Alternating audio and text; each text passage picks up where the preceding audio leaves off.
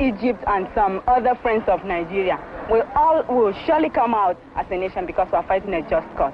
Even a little child on the street will tell you this. We shall never go back to Nigeria again. God's grace will surely emerge as a nation. And so, as far as this war continues, we'll fight to the last man.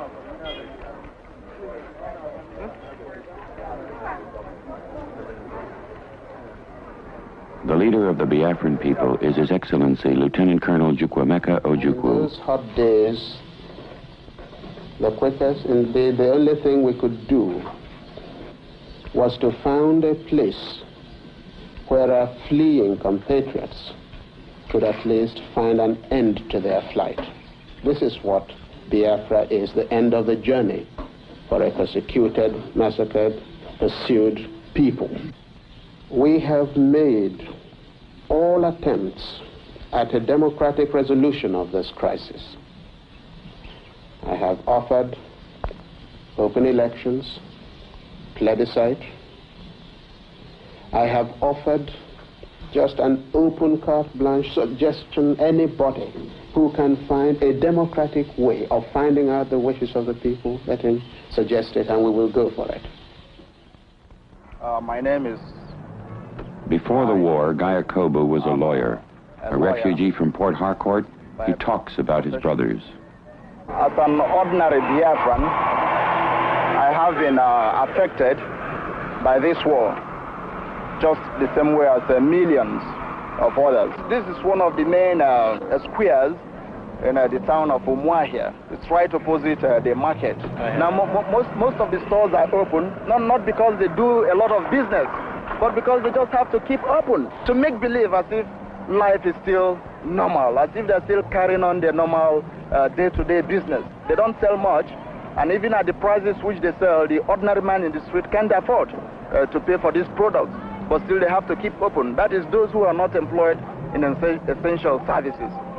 When people go to the market and they find that prices are so high, really there ain't much they can do about it, because they know it's not the fault of the traders, but the people are really not bothered. It does not affect their morale.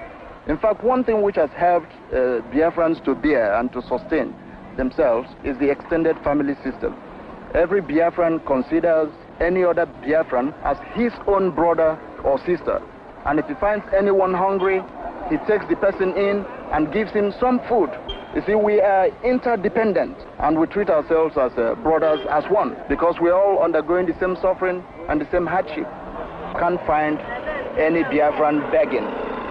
People are really ashamed to go begging either for food or for money. They prefer to do an honest day's work for their daily bread, because we understand what we're fighting for, and we prefer to make any sacrifice, whatever, no matter how long it lasts, so as to get our fundamental rights. That is the right to exist as a people, the right to protect ourselves, the right to our home, to practice our religion, to live as we would like to live.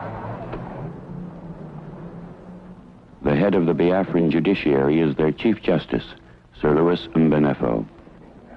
As a judge, naturally, I believe in the rule of law, and the government of Biafra believes in that. Right from the start of the crisis, we have maintained law and order in Biafra. The courts have been functioning subject to the exigencies of the war. In fact, if you look outside here, you'll see 4 courts in this area, all performing their duty.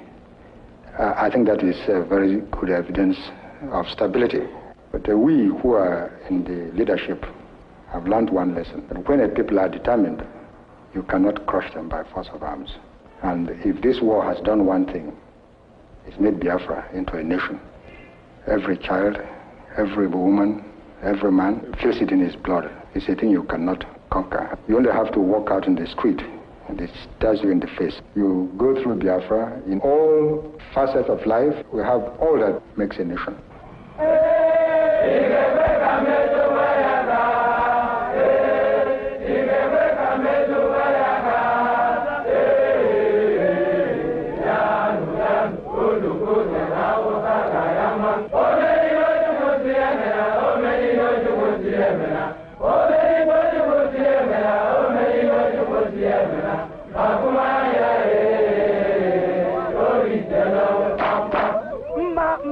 For nearly 2 years, the Igbo people have been fighting against an attempt at the systematic annihilation of their entire population. They are isolated from the outside world and outnumbered in the field, but the Biafran determination intensifies.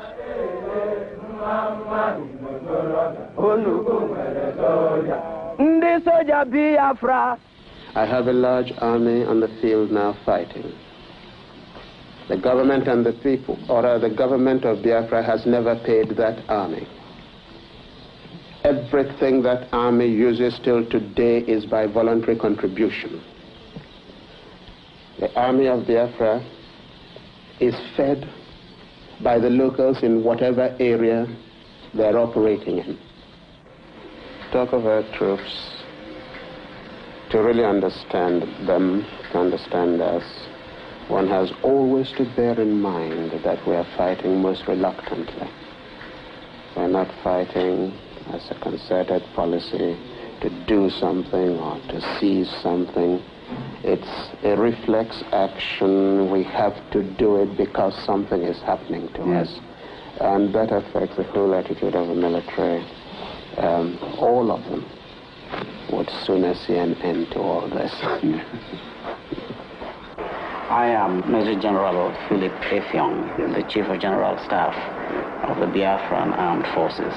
When this war started, we had 128 rifles. We did not have a single mortar, certainly not a single mortar shell. And we just had no answer to these things. The Nigerian propaganda is quite effective because they give the impression that we are finished here. Of course we are far from finished, and we do know that we can go on fighting them. We are always in readiness, and that we're quite prepared to carry on this struggle for as long as the Nigerians like. You dismount. That's the order. Come on!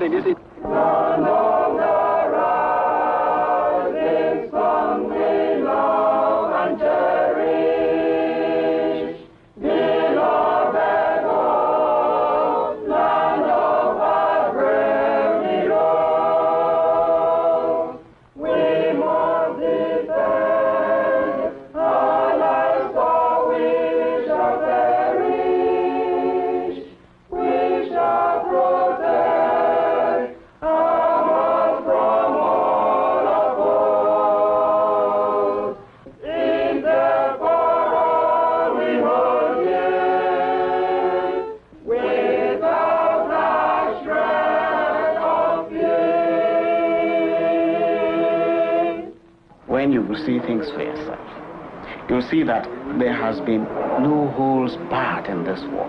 As far as the Nigerians are concerned, it has been total, it has been all out. But the truth is this, that we are fighting for our survival. I mean, I don't know how we can best convince the world that this is really so. So if we don't want to see their way to talking peace, we are quite ready that they will not talk peace, then we will not surrender. That is one thing we will not do. They can be sure of that. If the world wants the whole of Biafrans to be murdered in cold blood or killed off, maybe they will do that. They will have their own Nigeria, but there will be nobody in it.